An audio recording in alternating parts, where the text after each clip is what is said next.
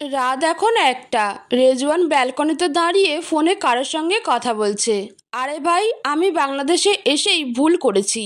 ওই মেয়েটা আমার ঘাট থেকে না নেমে বরং আরো চেপে বসেছে। আমি বলেছি আমার গার্লফ্রেন্ড আছে, তাও কোনো প্রতিক্রিয়া নেই। কত অপমান করেছি, তাও যায় না।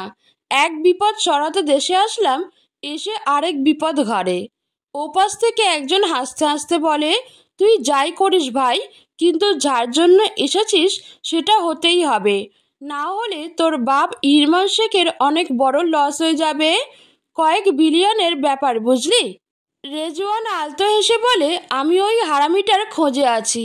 আজ একটা সোর্সও পেয়েছি। এই মিশন সফল না হলে আব্বুর যেমন কয়েক বিলিয়ন লস হবে, তেমনই আমারও লস হবে ইয়ার। লোকটা হাসতে হাসতে বলে, তোরা বড় মাপের মানুষ, কালো টাকার অভাব আছে নাকি তোদের? রেজওয়ান শয়তানি হাসি দিয়ে জবাব দেয়, এই কালো টাকা তো আর নিচে নিচে চলে আসে না, আনতে তো হয়। আরও কিছু কথা বলে ফোন রেখে দেয়। তারপর রুমে আসে। রুমে ঢুকেই শুয়ে পড়তে যায়, কিন্তু চোখ আটকে যায় সোফার দিকে। সেখানে শুয়ে আছে নুজা। রেজওয়ান নুজাকে সোফায় থাকতে বলেছে। নুজাও কোনো কথা না বাড়িয়ে থেকেছে। নুজার কোলে পেল উল্টে শুয়ে পড়ে আছে ছোট্ট বিড়ালটা। দুজনেই গভীর ঘুমে। এদের দুজনকে ঘুমাতে দেখে মুচকি হেসে ওঠে রেজওয়ান, তাও নিজের অজান্তেই। আসলে এই ওদের ঘুমানোর দৃশ্যটা এতটাই সুন্দর যে যে কারোরই ভালো লাগবে, ইভেন ভালো লাগতে বাধ্য। তাই তো নুজাকে দু চোখে দেখতে না পারা রেজওয়ানও তার ঘুমন্ত চেহারা দেখে নিজের অজান্তেই হাসছে। রেজওয়ানের হঠাৎ করে মনে খোরক জাগে, একটাবার নুজাকে কাছ থেকে দেখতে। তাই ধীরে ধীরে এগিয়ে যায় সোফার দিকে। কিছুটা দূরত্ব বজায় রেখে মাথাটা অল্প ঝুঁকিয়ে নিয়ে দেখতে শুরু করে নুজাকে। নুজার চোখ বন্ধ, চোখের পাপড়িগুলো অসম্ভব সুন্দর কালো ঘন, যা অল্প অল্প কাঁপছে। ফর্সা মুখে লালচে লেশ বয়ে আছে। হালকা কুকড়ানো কালো আর লাল রঙের মিশ্রণে ঘন চুলগুলো অসম্ভব সুন্দর আর সবার চেয়ে আলাদা। কপাল ছুঁয়ে পড়েছে ছোট্ট বেবি হেয়ার, নাকটা বাঁশির মতো। ঠোঁট দেখে মনে হয় কেউ গোলাপি আর খয়েরি রং মিশিয়ে সিরিঞ্জ দিয়ে ঠোঁটে পুশ করে দিয়েছে। এতটাই ভয়াবহ সুন্দর এই অধরজোড়া। চাঁদের আলো ব্যালকনির পর্দার ফাঁক দিয়ে এসে পড়েছে ওর মুখে, আর এতে আরো বেশি আকর্ষণীয় লাগছে নুজাকে। রেজওয়ান চোখের পলক না ফেলে অনেকক্ষণ তাকিয়ে থাকে নুজার মুখের দিকে। নিজের অজান্তেই হারিয়ে যায় নুজার চোখে মুখে। রেজওয়ান এক ধ্যানে মন দিয়ে বারবার মন ভরে পরখ করতে থাকে নুজাকে। এভাবে বেশ কিছু মুহূর্ত কেটে যায়। হঠাৎ নুজা অল্প নড়ে ওঠে। রেজওয়ানের হুঁশ ফিরে আসে। ছিটকে গিয়ে বেডে বসে পড়ে। নিজের বুকে হাত রেখে জোরে জোরে শ্বাস নেয়। দম বন্ধ বন্ধ লাগছে। ইস, কি খারাপ অনুভূতি রে। নিজেই নিজেকে জিজ্ঞেস করে, কি ভাবছিলি তুই রেজওয়ান? নারীর মায়ায় পড়া তোর জন্য নিষিদ্ধ। তুই ভুলে যাচ্ছিস তোর আসল সত্তা। কখনো ভুলে যাস না নিজেকে। এটা বলে নিজেকে সামলিয়ে বেডের পাশে রাখা সাইড ওয়ার্ড্রবের ওপর থেকে এক গ্লাস পানি নিয়ে ঢকঢক করে খেয়ে নেয়। নুজার দিকে আর তাকায় না, কারণ তাকালেই শুধু তাকিয়ে থাকতে ইচ্ছা করে। আহা, কি ভয়াবহ পরিস্থিতি। এখন রাত 3:30। আমার ঘুম ভেঙে যায়। ঠিক 3:30 বাজে দেখলাম ঘড়িতে। এই সময়টাতেই প্রতিদিন ঘুম ভাঙে আমার। বিসমিল্লা বলে ধীরে ধীরে উঠে যায়। আমার উঠতেই নূরও উঠে যায়। উঠে দাঁড়ায়, গায়ে ওড়নাটা টেনে নেয়।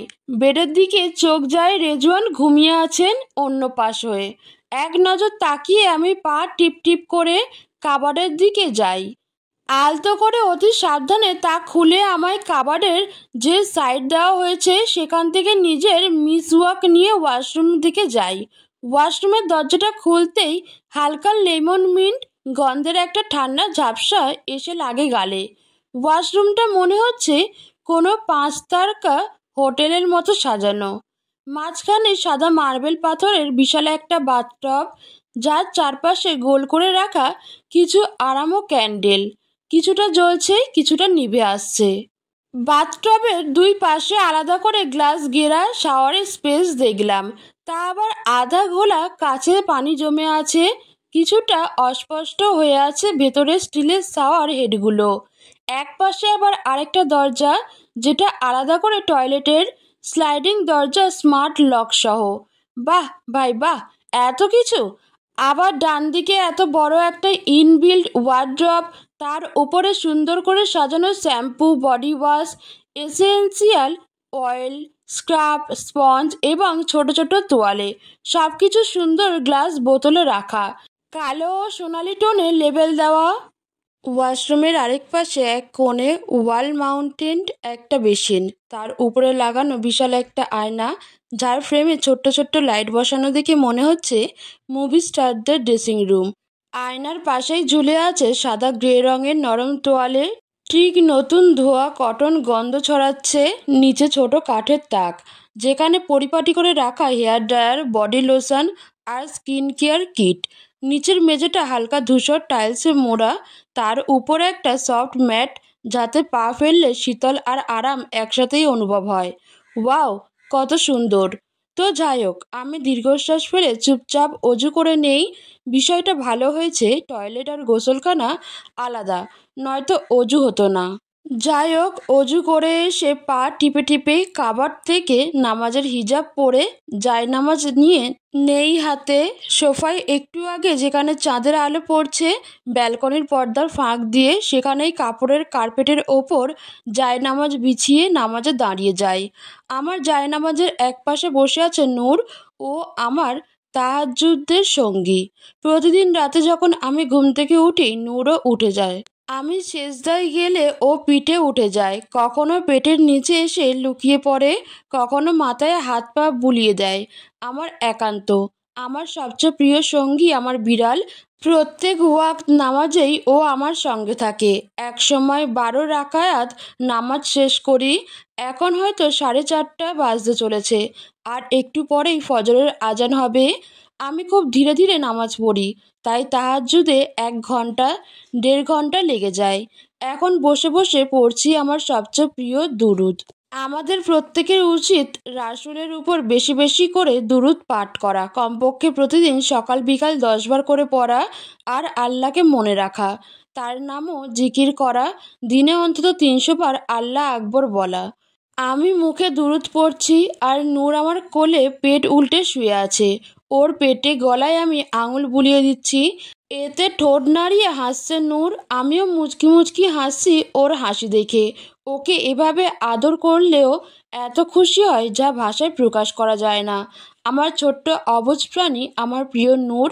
এদিকে রেজওয়ানের ঘুম হালকা হয়ে আসে, এক কাঁধ থেকে অন্য কাঁধে হয়ে নড়ে ওঠে। যেই না পাশ ফিরে চোখ লাগাতে যায়, সেই ওর চোখ থেকে ঘুম উড়ে যায়। চোখের পাতা পিটপিট করে ভালো করে তাকায়। সোফার আগে চাঁদের আলোয় বসে আছে নুজা, নামাজের কালো হিজাব পরে, মাথা নিচু করে কোলে থাকা বিড়ালটাকে আদর করছে। তাতে দুজনেই হাসছে। নূর অল্প নড়ছে, চঞ্চলভাবে খেলছে। এই দৃশ্য দেখে রেজওয়ান নিজের অজান্তেই ঠোঁট আগলিয়ে হেসে ফেলে। পৃথিবীর বুকে সবচেয়ে সুন্দর দৃশ্যগুলোর একটি এটাই হয়তো। কি সুন্দর এটি! নিজে এত সুন্দর কিছু সাক্ষী হবে কখনো কল্পনাও করেনি রেজওয়ান। এভাবে নুজার দিকে তাকিয়ে থাকতে থাকতে আবার চোখ লেগে আসে রেজওয়ানের। দাঁড়িয়ে আছি শহর থেকে কিছুটা দূরে একটা রোডে, চারিদিকে হইচই আর হইচই। এখানে রয়েছে অনেক ছেলে মেয়ে, তবে যা বুঝলাম মা বাপের বিগড়ে যাওয়া ছেলে মেয়ে আছে এখানে। তবে আমি আমার মতো দাঁড়িয়ে আছি চুপচাপ, হাতে আমার রেজওয়ানের কোট। এখন সময় সন্ধ্যা 6টা। একটা মিটিংয়ে আমি আর রেজওয়ান একসাথে এসেছিলাম, কিন্তু উনি মিটিং শেষে কাজ আছে বলে নিজের পুরনো বন্ধুদের সঙ্গে বাইক রেস করবেন, আমায়ও সঙ্গে নিয়ে এসেছেন। আমি জানি কেন নিয়ে এসেছেন, আমায় বিরক্ত করতে, আমার সময় নষ্ট করতে নিয়ে এসেছেন। আমার খুব খারাপ লাগছে। কেন এই লোক আমার সঙ্গে এমন করে? আরে ভাই, তুই বাইক রেস করবি তো কর না, আমায় কেন টানলি? এই অসভ্য ছেলে মেয়ের মধ্যে দাঁড় করিয়ে রাখলি। আর আমি বেকারিতে কখন যাব? আজ একটা জন্মদিনের কেক তৈরি করতে হবে, যা আমাকেই করতে হবে। মাইশা পারবে না সুন্দর মতো? রেজওয়ান আরও কয়েকজন বাইকারের সঙ্গে রেস করছে, আর আমি সেখানে দাঁড়িয়ে আছি। সেখানে আরও অনেক ছেলে মেয়ে আছে, এরা চিল্লাচিল্লি করছে, উৎসাহ দিচ্ছে। আর আমায় এমন পর্দার ভেতর থাকতে দেখে কেউ আর চোখে আবার কেউ বাঁকা চোখে তাকাচ্ছে।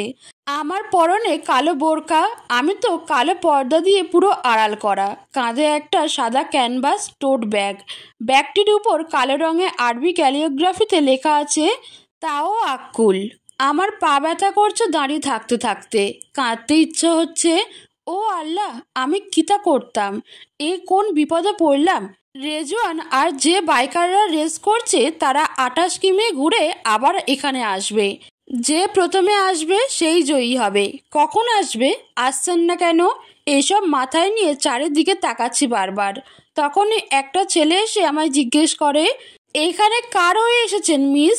আমি ছোট করে উত্তর দেই, রেজওয়ান শেখের। এটা শুনে ছেলেটা হাসতে হাসতে বলে, ও রেজওয়ান, ও আমার ভার্সিটি ফ্রেন্ড। তা কে হন আপনি ওর? আমি দীর্ঘশ্বাস ফেলে বলি, সেক্রেটারি। রেজওয়ান যেই না এসে বাইক ব্রেক করবে তখনই ওর ভার্সিটি লাইফের সবচেয়ে বড় শত্রু অলিভারকে নুজার সঙ্গে কথা বলতে দেখে। এতে মেজাজ তুঙ্গে উঠে যায় ওর।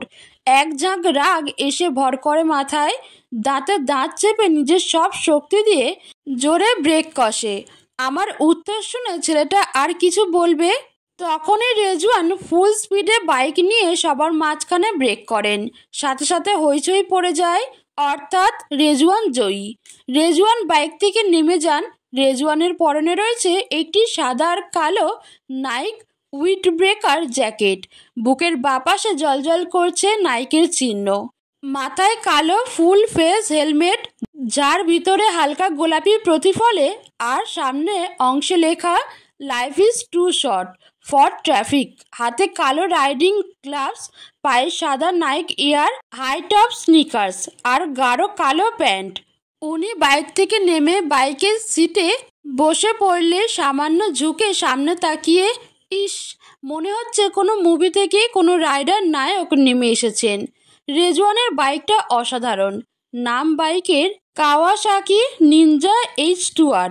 গাঢ় metallic black finish, sharp curve আর অ্যারোডাইনামিক ডিজাইনের সংমিশ্রণে বাইকটা একদম স্টিলথ মেশিনের মতো।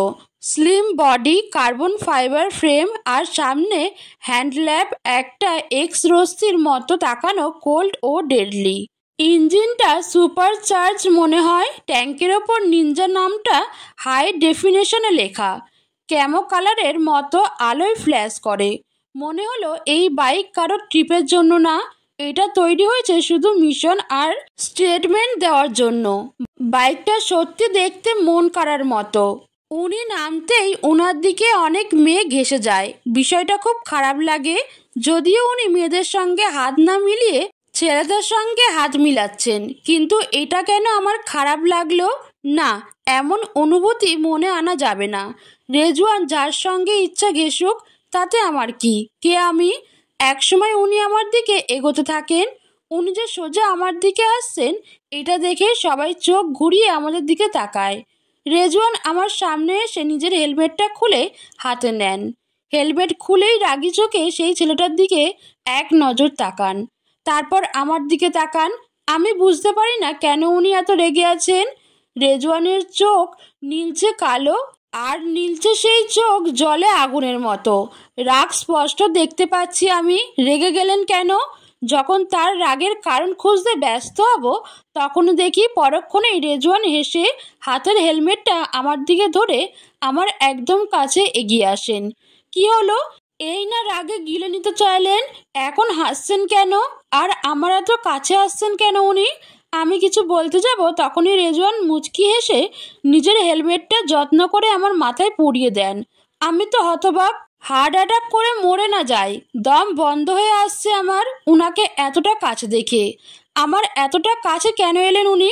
কেন হেলমেটটা পরিয়ে দিচ্ছেন আমায়? আমায় হেলমেট পরিয়ে সবার সামনে আমার হাত ধরতে আমার দিকে হাত বাড়ান। কিন্তু আমি কেন দেব ওনাকে হাত ধরতে? কেন ধরবেন উনি আমার হাতে?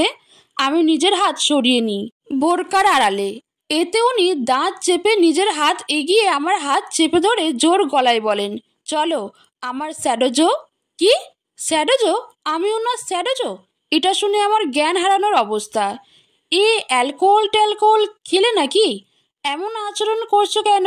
আর স্যাডোজো তো হলো এমন একজন স্পেশাল মানুষ যিনি রহস্যময়ী, অন্যদের থেকে একটু আলাদা। যার মধ্যে একটা নরম আলোর ছোঁয়া আছে অন্ধকারের মাঝে, অর্থাৎ অন্ধকারে আলো ছড়িয়ে দেওয়া কেউ। আর এটাও উনি আমায় বলছেন, আর এত নরম আচরণ করছেন এই লোক, আবার আমার হাত ধরছেন, তাও আমার অনুমতি ছাড়া। এত মানুষের মধ্যে চিৎকারও করতে পারছি না, নয়তো থাপড়ে দাঁত ফেলে দিতাম আমার হাত ধরার অপরাধে। উনি আমার হাত টেনে ধরে নিয়ে বাইকের সামনে দাঁড়ান, অতঃপর নিজে বাইকে উঠে ঘাড় ঘুরিয়ে আমায় ইশারা করেন বাইকে উঠতে। কিন্তু আমি উঠি না, স্তব্ধ হয়ে দাঁড়িয়ে থাকি। এটা দেখে উনি আবার বলেন, ওঠো। আমি আমতা আমতা করে বলি, বাইকে গেলে গাড়ি কে নিয়ে যাবে? রেজওয়ান এটা শুনে রাগে ফুঁস করে শ্বাস ফেলে বলেন, আমার লোক নিয়ে যাবে, তুমি চুপচাপ ওঠো। আমি আর কথা বাড়াই না। এত মানুষ আমাদের দিকে তাকিয়ে আছে, তাই কথা না বাড়িয়ে চুপচাপ উঠে পড়ি। এমনিতেই কানাকানি শুরু হয়ে গেছে আমাদের নিয়ে। আমার কানে এলো এক মেয়ের আফসোসের কণ্ঠ। এই মেয়েটা কত লাকি ইয়ার, রেজওয়ান শেখের বাইকে বসতে পেরেছে। আমি লাকি? এই বালের বাইকে বসে নিজেকে লাকি মনে হয়? নিজের বাকি মনে হচ্ছে। একটা কুমির এই রেজওয়ান শেখ, কুমির। আজ সারাদিন আমায় কাটিয়েছে, তারপরও মন ভরেনি। এখানে এনে এই নাটক করছে। রেজওয়ান বাইক স্টার্ট দেন, আমি আলতো করে ওনার কাঁধে হাত রাখি। অন্য সময় হলে রাখতাম না, কিন্তু এখন না রাখলে পড়ে মরে যাব। পেছনে তাকিয়ে দেখলাম এক ঝাঁক চোখ কৌতূহল আর আগ্রহ নিয়ে হতবাক হয়ে আমাদের দিকেই তাকিয়ে আছে। রেজওয়ান খুব স্পিডে বাইক রাইড করছেন। আমি দাঁত চেপে আওয়াজ দিয়ে বলি, নিজের মরার শখ তো একা মরুন, আমায় কেন মারতে চাইছেন? থামান বাইক, থামান বলছি। আমার কথায় কিছুটা স্পিড কমিয়ে হঠাৎ বাইক সাইড করে বাইক থামিয়ে দেন রেজওয়ান। তারপর আমার দিকে তাকিয়ে বলেন, নামো নামো। আমিও নেমে যাই। আমি নেমে যেতেই উনি আমার দিকে হাত বাড়িয়ে বলেন, হেলমেট দাও। আমি কিছুটা অবাক হয়ে হেলমেট খুলে দিই। উনি সেটা হাতে নিয়ে আমার দিকে চেয়ে দাঁত চেপে বলেন, ওই ছেলের সঙ্গে কি কথা বলছিলে? আমি এটা শুনে সোজা উত্তর দেই, কই কিছু না তো। এতে রেজওয়ান ধমক দিয়ে বলেন, মিথ্যা বলছো কেন? আমি নিজে দেখেছি বাইক ব্রেক করার আগে তুমি ওর সঙ্গে কথা বলছিলে। হ্যাঁ বলেছি তো, তাতে তোর কি হারামজাদা? তোর কেন এতে মরণ হয়ে যাচ্ছে? কিন্তু মুখে এগুলো না বলে সুন্দরভাবে বলি, না আসলে ওই ছেলে আমাকে আপনার সম্পর্কে জিজ্ঞেস করছিল। আমি বলেছি সেক্রেটারি, আর কিছু বলতেই পারিনি তার আগে। ব্যাস এতটুকু শুনেই উনি আমার মুখ থেকে কথা কেড়ে নিয়ে বলেন, তার আগেই আমি চলে আসি, নয়তো ভুলিয়ে ভালিয়ে বেডে নিয়ে যেত তোমায়।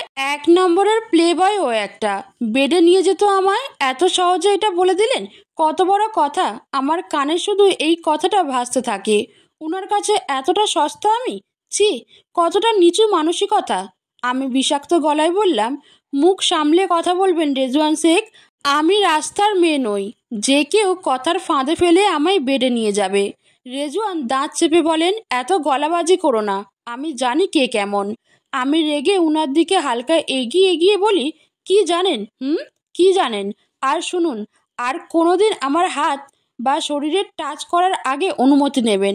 আজ মানুষের ভিড় ছিল তাই কিচ্ছু বললাম না। রেজওয়ান আরও রেগে গিয়ে বলেন, কেন তোমায় টাচ করতে অনুমতি লাগবে নাকি আমার? কি বলে এই লোক? আমি এত সস্তা যে আমায় অনুমতি ছাড়া টাচ করবে? আমি বিদ্রোহ নিয়ে বলি, অবশ্যই নিতে হবে। কে আপনি যে টাচ করবেন আমায়? নিজের হাত আর মুখ সামলে রাখবেন রেজওয়ান শেখ।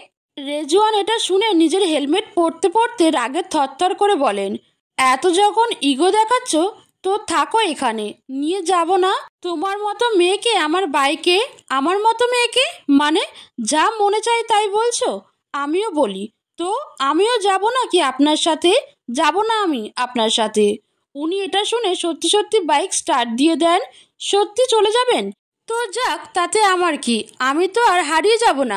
আমি নিজের হাতে থাকা উনার কোট উনার দিকে এগিয়ে দিয়ে বলি, এই নিন, নিজের কোটটা নিজে নিন, আমি পারবো না এটা নিতে।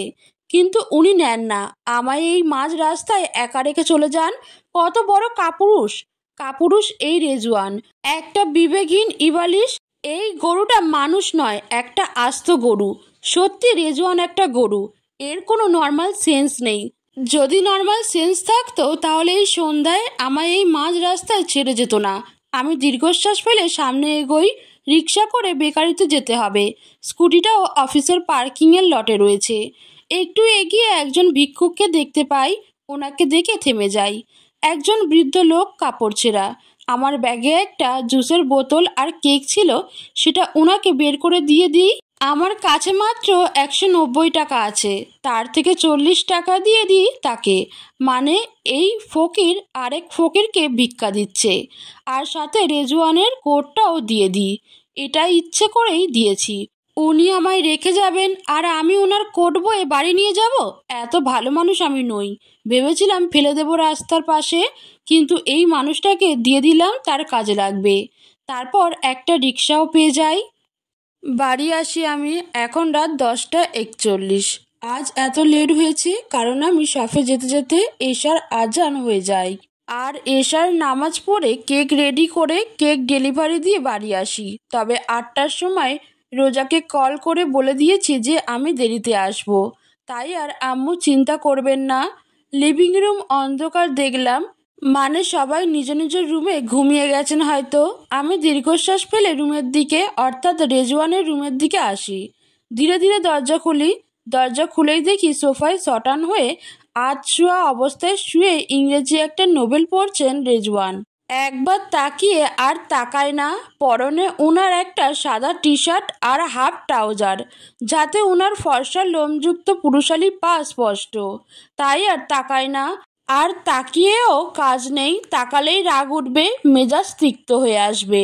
বেডরুমে গিয়ে ব্যাগটা রেখে কাবার্ড থেকে একটা কালো রঙের 2 পিস আর সাদা ওড়না নিয়ে ওয়াশরুমে যাই।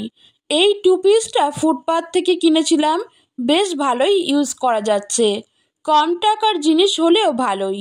আমাদের মতো গরিবের তো এগুলোই বাঁচার উপায়।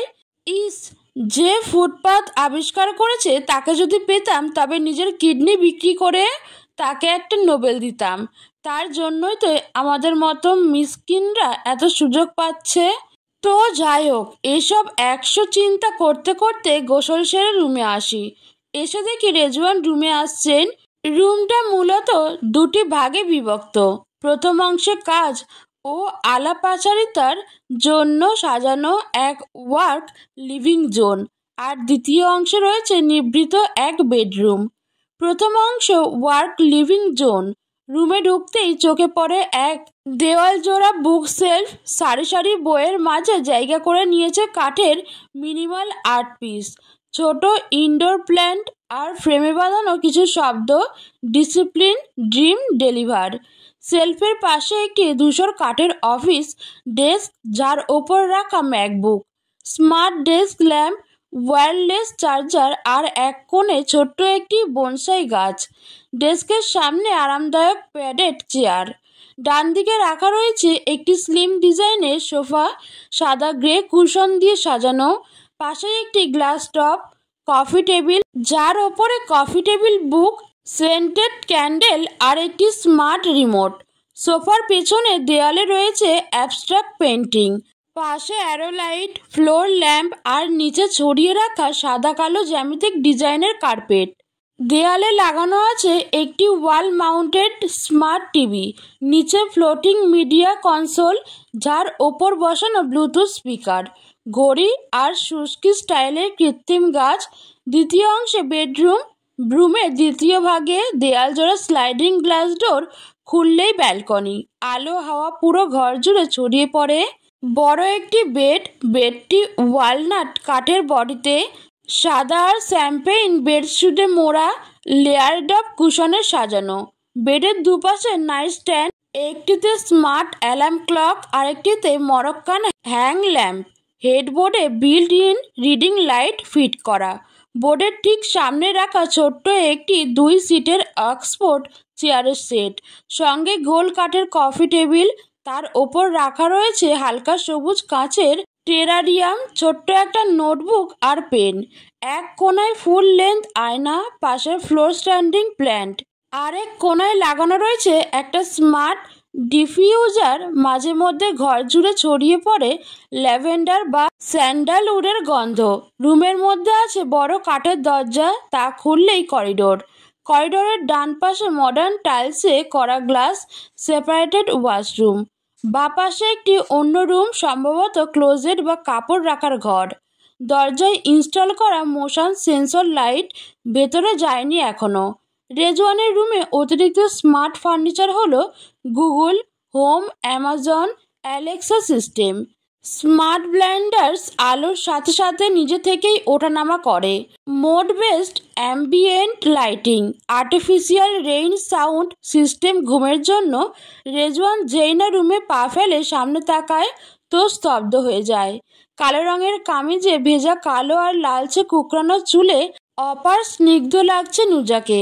চোখ মুখ বেয়ে পানির ফোঁটা পড়ছে, মনে হচ্ছে পানির ফোঁটাগুলো সুন্দর হয়ে গেছে নুজার দুধে আলতা গায়ের রঙের কাছে।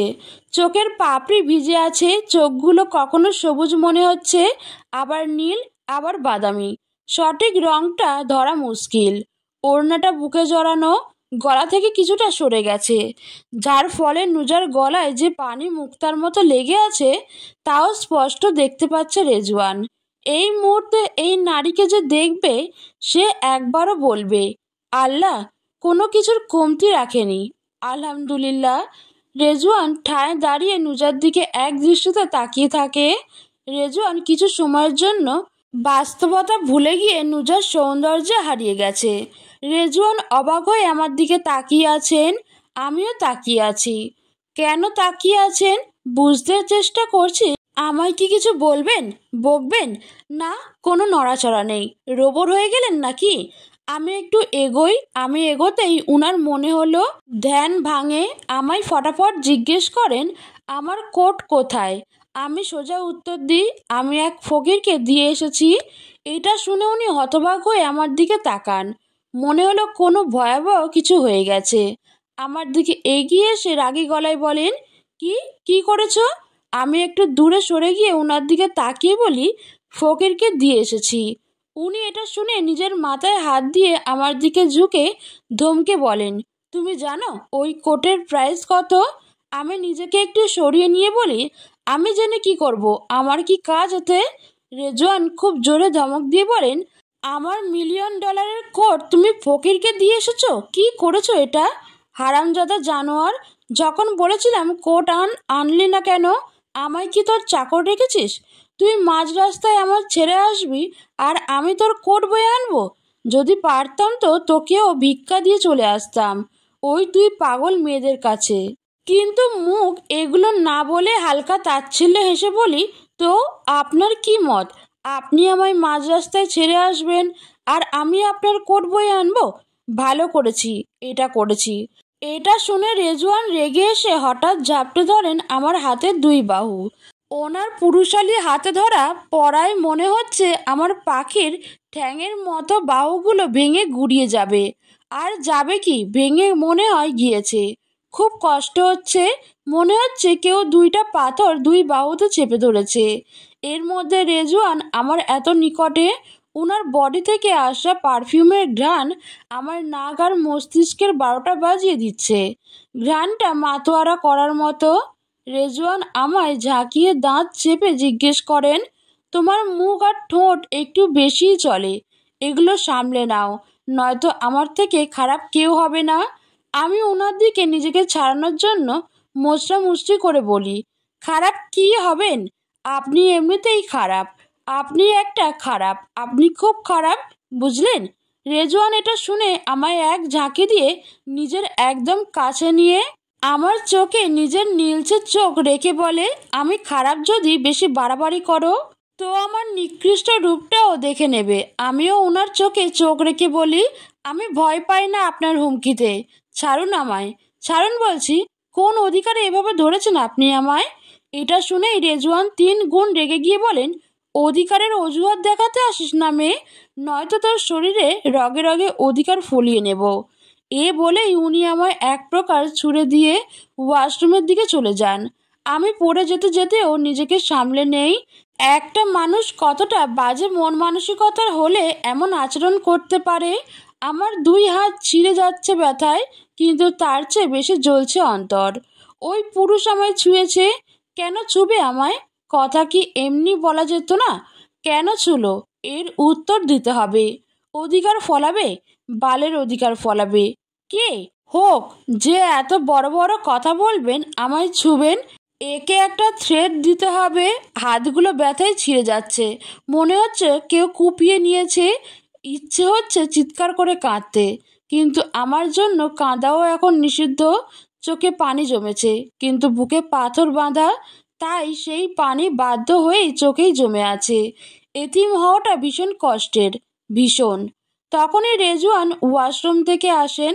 আমি দীর্ঘশ্বাস ফেলে দাঁড়াই, উনাকে উদ্দেশ্য করে বলি, রেজওয়ান শেখ, এরপর থেকে যদি আর একবার আপনি আমার অনুমতি ছাড়া ছুঁয়েছেন, তো ব্যাস।